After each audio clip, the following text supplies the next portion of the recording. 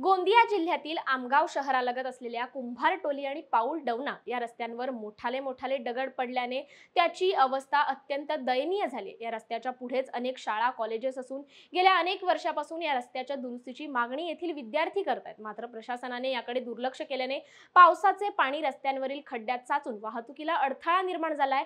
या समस्येकडे प्रशासनाचे लक्ष वेधण्यासाठी विद्यार्थी आणि परिसरातील रहिवाशांनी या खड्ड्यात साचलेल्या पाण्यात भात पिकाची रोवणी केली आहे। हा रस्ता तात्काळ बनवा अशी मागणी संतप्त विद्यार्थी आणि नागरिक यावेळी करतायत।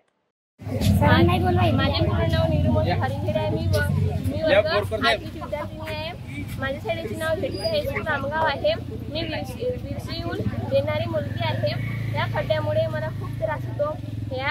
हे जे पाणी जमा राहते यासाठी माझे ड्रेस गंदे होतात आणि खूप सारे ॲक्सिडेंट होतात।